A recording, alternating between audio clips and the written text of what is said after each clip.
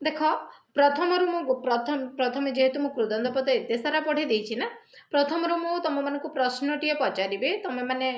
मत आंसर कहवाक पड़ो एवं जेन मैंने ऑनलाइन भी देखिबो से माने कमेंट माध्यम रे आंसर टे देबो। देख मु गोटे शब्दटे कहबी जेनटा कि हैला हमर शस्त्र गोटे शब्दटे अच्छी ए शस्त्र शब्दटी कृदंत पद आमे जानि जो शस्त्र शब्दटी होचे गोटे कृदंत पद कृदंत पद अलरेडी तुम मानक मुझे बुझे देती कृदंत क्या कह जाए एवं कृदंत विषय में तुम मैंने जानिज क्रुयुक्त अंत है कृदंत अंतर अर्थ है शेष है ना नहीं कृदंत अंतर क्रुयुक्त अंत हो जाऊँगी कृदंत सेने कृदंत हम अप्रत्यय हम अक प्रत्यय अन प्रत्यय उक प्रत्यय त प्रत्यय इन प्रत्यय प्रभृति त्र प्रत्यय भाव में केते प्रत्यय रही बुझला। ठीक सेमिति ए शस्त्र शब्दटी शस्त्र गोटे शब्द ना ए कृदंत पदटी शस्त्र गोटे कृदंत पदटी केउ प्रत्यय जग होइछि शस्त्र संगे केउ प्रत्ययटी जग होइछि तमे माने मते कहबो तव्य प्रत्यय ना अप्रत्यय ना त्र प्रत्यय ना सस प्रत्यय कह जल्दी कह को प्रत्यय जग हैला कृदंत पदटी। ठीक सेमिति आमर रहिला बाजुक्त एणी हैला बाजुक्त एणी एठारे कृदंतर की शब्दटी हबो अर्थटी कौन बाजेणी हो बुझीला है ना नहीं बाजेणी हो तो ठीक सेमिति तुम मैंने मते कहब शयन आ गोटे शब्द देली तुम मानकू शयन ए कृदंत ये शयन गोटे कृदंत पद है ना नहीं कृदंत पदटी केउ प्रत्यय जग होइछि एठारे अक प्रत्यय ना अप्रत्यय ना अन प्रत्यय ना उक प्रत्यय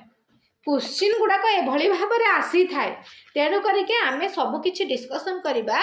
उचित बुझला। ए दुईटा जक प्रश्न आंसर देदेव देख मो पिला माने पाखे जेन मैंने पढ़ुंट से अलरेडी कही सारे तमें मैंने कमेंट मध्यम जदि भिडटी देखुच ना कमेंट मध्यम जनईदेव ओके। एवं प्रत्येक भिडटी प्रथम शेष पर्यंत जदि देखीदेव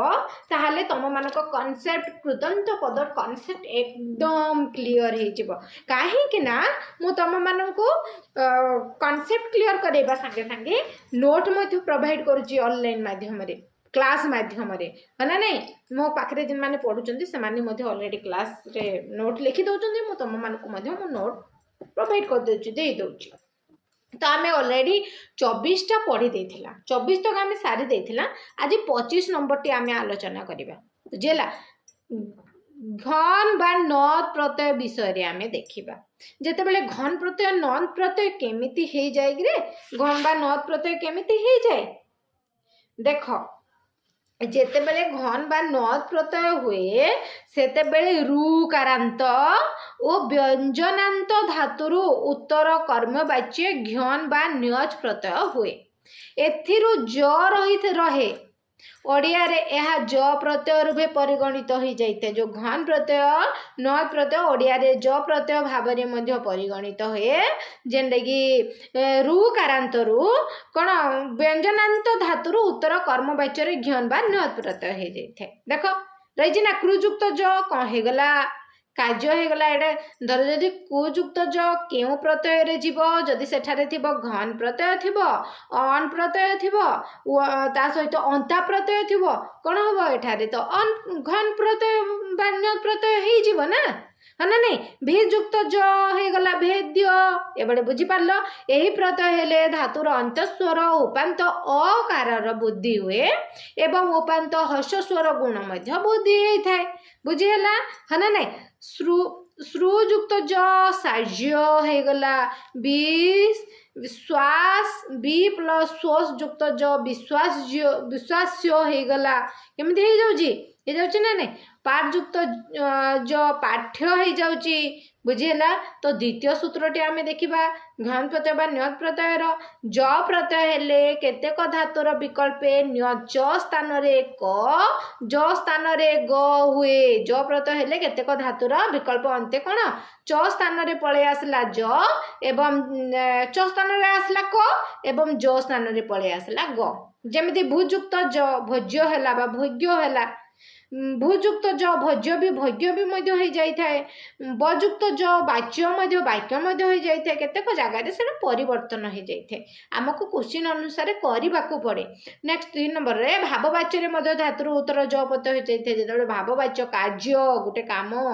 क्रुजुक्त ज कार्य हो गला है ना नहीं देख क्रू प्लस ज कार्य हो जाए ना नहीं ठीक सेमिति जदि पचारा तुम मानक केउ वाच्य बा केउ धातुर उत्तर ज प्रत्यय है तो एठारे भाववाच्य धातुर उत्तर ज प्रत्यय हो जाए तो 4 नंबर करण वाच्य मध्य ज प्रत्यय हुए एवं प्रत्यायंत पद स्त्रीलिंग हो जाए विजुक्त ज जुक्त क्या होगा विद्या होगा जहाँ द्वारा धर्माधर्म जना जाए। तो 5 नंबर अधिकरण वाच्य मध्य ज प्रत्यय हुए जेनटा कि प्रत्ययांत पद स्त्रीलिंग हो जाए शेष पदटा कौन स्त्रीलिंग हो जाए जेना मृग जुक्त ज प्लस आ कौन होगा मृगया होगला बुझेगा ना नहीं एठारे संधि निपातन संधि संधि टी आम क्लास करवा एवं 26 नंबर टी देख 26 नंबर रहा आमर क्य प्रत्यय नेक्स्ट आसला कृदंतर आम क्य प्रत्यय तो क्य प्रत्यय भाववाच्य धातुर उत्तर क्य प्रत्यय होता है बुझेगा जो भाववाच्य धातुर उत्तर टी कौ प्रत्यय हो जाए क्य प्रत्यय हो जाए मन रखी था भाववाच्य वाच्य तो अलरेडी मुझे पढ़े दी ना नहीं वाच्य पढ़े दी जो आम कहबार शैली तो वाच्य अलरेडी पढ़े दी से भाववाच्यर उत्तर कौन क प्रत्यय गला ए ज रहे बुझेगा ओडिया रे ज प्रत्यय रूपे मध्य परिगणित होते कर प्रत्यय ज प्रत्यय गला यही प्रत्यय हेले धातुर गुण बुद्धि हुए ना केवल हस्वरांत धातुर उत्तर गोटे तो आकार आगम हो जाए जमीक भ्रूजुक्त तो होगला भृत्य बुझेगा ना नहीं तो क्रू एवं ग्रु प्रभृति धातुर उत्तर कर्मवाच्य विकल्प यही प्रत्यय हुए जेनटा कि गुरुजुक्त ज कौन होगला गृह होगला दुजुक्त ज द्रुह बा दह्य होगला एभली भाव में रही बुझेगा। 27 नंबर आम खल प्रत्यय रे कौन कर रहा देख सुजुक्त दुजुक्त सुदु इसत मन रखी था प्रभृति शब्दर परवर्ती केतेक धातुर उत्तर कर्मवाच्य जदि कर्मवाच्य आसला खल प्रत्यय हो गला बुझेगा खल रु अ रहिला बुझेगा तो ओडिया रे जगह जो ओडिया रे जगह खल रु अला जेहेतु ओडिया रे जगह अप्रत्यय बेक पचेकरी गला अप्रत्यय परिणत हो गला बुझेगा ना नहीं यही प्रत्यय हेले धातुर अंतस्वर एवं उपांत अंतस्वर गुण बुद्धि है बुझेगा ना कि नहीं जिते धातुर अंत जिते अप्रत्यय हो गला जिते खल रु अल हो गला से कौन हो जाए समय धातुर अंतस्वर जो अंतस्वर अच्छी उपांत स्वरटे अच्छी से गुण रे अधिक गुण हो जाए जमीक सुजुक्त कम जुक्त अ कौन होगला सुगम होगला बुझेगा नहीं सुगम होगला दुजुक्त क्रुजुक्त अ दुष्कर होगला तो ये भाव में परिणत हो जाए। 28 नंबर की प्रत्यय को आम देखा की प्रत्यय कौन कर्ण रहा कर्मवाच्य पद एवं उपसर्ग मध्यवर्ती धा धातुर उत्तर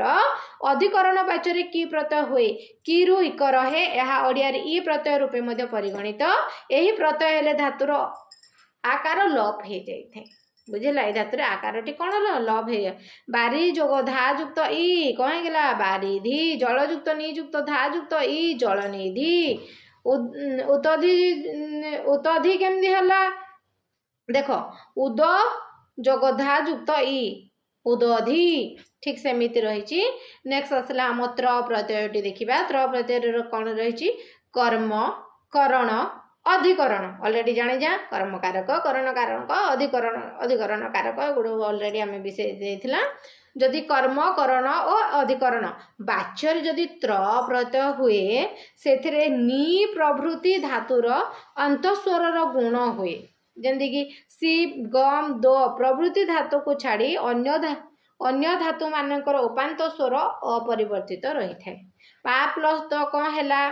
पात्र होगला ठीक सेमती खी प्लस त्र कौन होगला क्षेत्र होगला दस प्लस तो कौन होगला दष्ट्र होगला सास प्लस तो कौन होगला शास्त्र होगला एपरी भाव में रही। ताले 30 नंबर देख 30 नंबर कौन रही पु नन बा खन पु एवं खन प्रभृति केतक धातुर उत्तर रे कौन रहा करणवाच्य इत्र प्रत्यय हो जाए इत्र प्रत्यय हेले त्र प्रत्ययर नियम अनुसार पद निष्पन्न हो जाए जमी कि पद केमती चर युक्त इत्र चरित्र बहयुक्त इत्र बहित्र बुझेगा ना सेमिति त्रिमक त्रिमक रकंती है देख क्रिया द्वारा निष्पन्न यही अर्थ रे क्रू प्रभृति धातुर उत्तर कर्तुवाच्य त्रिमक प्रत्यय हुए बुझेगा त्रिमक रु त्रिम रही है ओडिया रे त्रिम प्रत्यय अंतर्भुक्त हो जाए बुझेगा जमी क्रुयुक्त त्रिम कुत्रिम पयुक्त त्रिम पंक्तिम है ना नहीं ये भाव में रही जाए तो आ गोटे मुझे तुम मानक पचारि गोटे क्वेश्चन डे जब तुम मानक भल लगे ना कमेंट माध्यम देव किंतु देव मत देव देख बढ़ंती बढ़ंती गोटे अच्छी शब्दटे एटा बढ़ंती एटा गोटे आम जाचु बढ़ंती केउ पर्यायर पद चिन्ह चिन्ह केउ पर्यायर पद ए बढ़ंती शब्दटी केउ पर्यायर जदि कह जल्दी कह क्यों पर्यायर हेब से आंसर टी हेब समासर हेब ना तद्धितर हेब ना विभक्तिर हेब ना कुदंतर हेब कौ पर्यायर हेब बढ़ंती ए भली भाव में क्वेश्चन आसे है ना नहीं जमती कि पंक्ति पंक्त्रिम ए भली भाव कुत्रिम ए भली भाव में क्वेश्चन आसी जाए जहाँकि बहुत दिमाग खटेबा को पड़े बहुत चिंता करने को पड़े आमको जदि पाठ पढ़ा ना आम बहुत आग को जीवा जदि आम कॉन्सेप्ट क्लियर न होबा ताहले आम एमसीक्यू करबा ताहले किछि करि परिबा नाही तो कौन है बढ़ंती एटा को पर्यायर पद पद चिन्ह जल्दी जल्दी क्यों पर्यायर जीव ये ना समासरे जीव ना तद्धितर जीव ना कुदंतरे जीव जल्दी कह एटा कृदंत पद बुझेला अंत प्रत्यय बुझेला को प्रत्यय एटा जमी कि फलंती जदि मुई कहली बढ़ंती फलंती अंति प्रत्यय रे गला ना एटा कौन अंति प्रत्यय रे गला एटा को प्रत्यय रे जीव कि रे अंति प्रत्यय रे जीव बड़ युक्त अंति कौन हम बढ़ंती